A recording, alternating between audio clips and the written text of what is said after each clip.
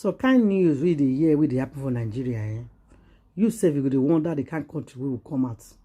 The story where this man they talk now, una know if na abroad this thing for happen to her. Una know what the government will do for her now. The support, the benefit, everything we supposed to get. But our country, Nigeria, know how it be. Nothing they work. I want to live on. I don't want to talk too much. I want to make una go straight to watch this video. Follow me, share this video. If you never subscribe, I beg, follow me, subscribe. I greet as a lot to all of una once again. Now that Universe TV they talk. Make a live una make una watch the video. But make una not fail. Leave your comment for the comment section. I will see you again for my next video. Thank you guys and God bless. Bye. As I turned back, let me run away. The bullet hit me on my leg. I fell down. I stood up. My leg was already broken. I now noticed somebody trying to rescue me, holding my shirt from behind, dragging me on the floor. He was trying to escape with me. As he was trying to escape with me, the guy too fell down. As he fell down, I raised my head up. It was his blood that filled my body.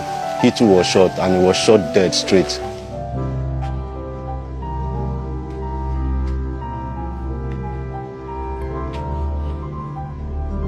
My name is Divroce from Delta State, married with two children.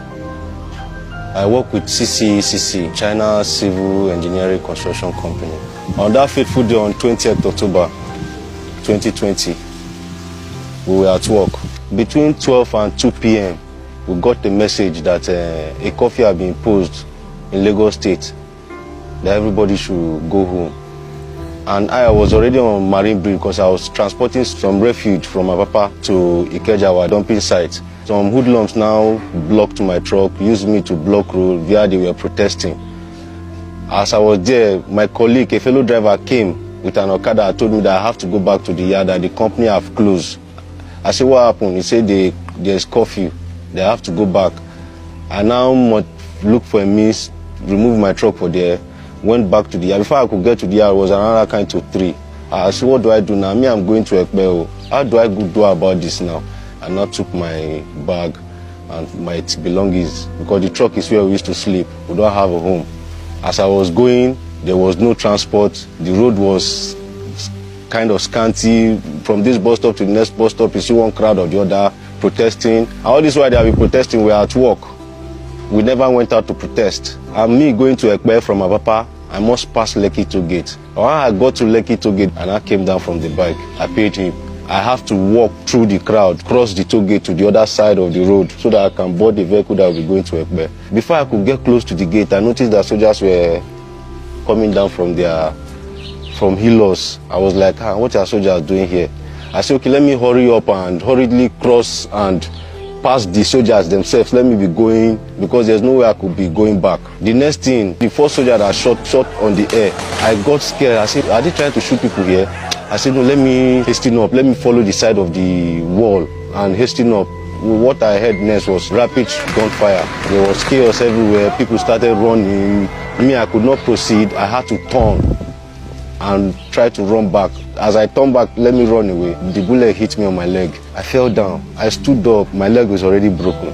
I tried to move with one leg. I fell down again. I now noticed somebody trying to rescue me, holding my shirt from behind, dragging me on the floor. He was trying to escape with me. As he was trying to escape with me, the guy too fell down. As he fell down, I raised my head up. It was his blood that filled my body. He too was shot, and he was shot dead straight. I became so weak. I don't know the spirit that came over me immediately. I jumped up on my feet.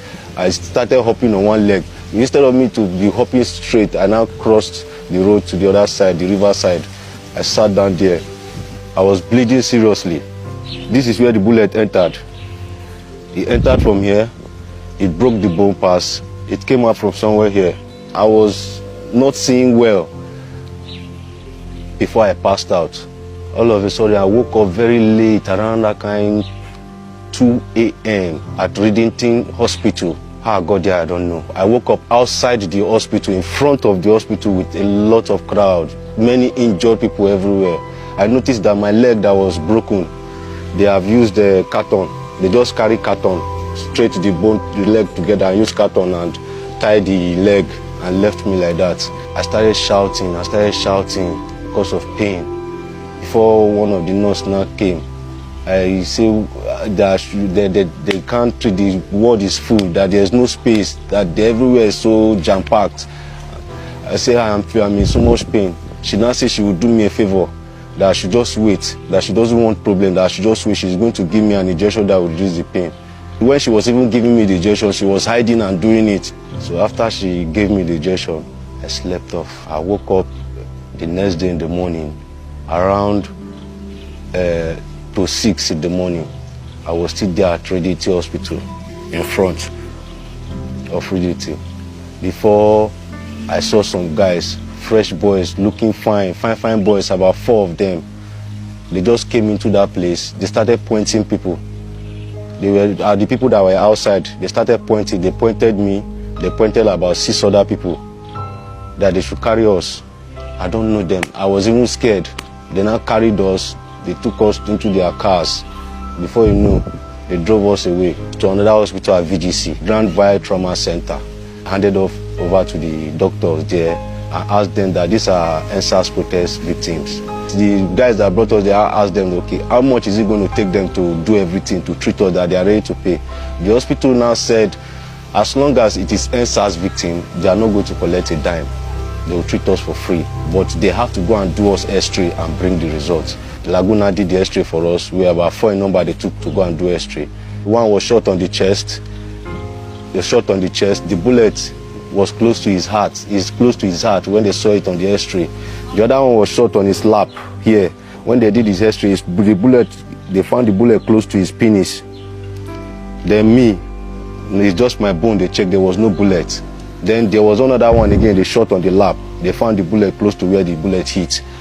So 4 of us, they brought us back. The hospital now said those 2 people, the one that was shot on the chest and the one that was shot on the lap, that the bullet is close to his penis, that they can't handle that case, that they need to transfer those ones to somewhere else. But for me and the other guy, they now admitted us. Those hospitals, they treated us. I spent like about 5 days there without paying a dime. And when I convinced the nurse to tell me like how much, she was telling me that if I have 2.5, I have not done this operation. The 6th day, they now discharged me with the irons which they inserted on my leg to hold the legs to the injury for them to heal. They now asked me to go, that every 2 weeks I should be coming for checkup. Then that this iron, they will leave it on my leg for 6 weeks. Then after 6 weeks, they will remove the iron. Then I will now go for another round of operation again, which is, that operation is mainly for the bone. And that one I will have to pay. After all said and done, people were friends, family members were the one that supported me with small money for me to be surviving. Until after the 6th week, I went to the hospital, they removed the iron. After they removed the iron, it's now left for me to look for other means because I had no money to pay the hospital to do the operation which they asked me to pay for. So I had to come and look for a native man, a bone traditionalist, to come and help me with it. That one came, collected about 220,000 and started work on the leg. And till now, I still can't walk with the leg very well. Today now they say they have to break the leg again to rearrange it. I don't know where I'm going to start from. My major pain here is that the person that died in process of trying to save me, I don't sleep. I don't even know the person. I can't even say how the person's face is. I don't sleep. I just see a faceless ghost every time.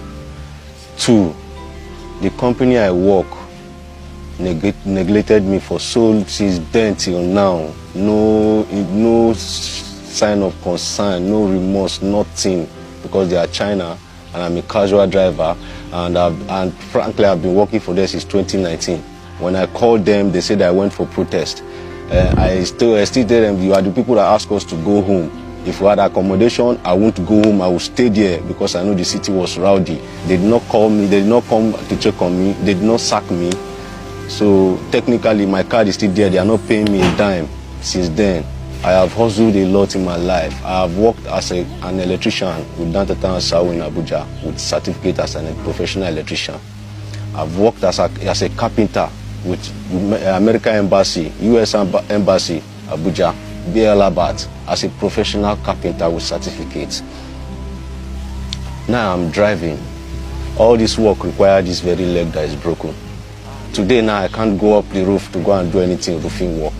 Today now I can't climb ceiling to say I want to go and wire anywhere. Neither can I even go and match a truck. I want to drive it. So as it is now, I don't know where I stand. My wife is selling buns to feed me since that time till now. So I plead with the federal government. I plead with Nigerians.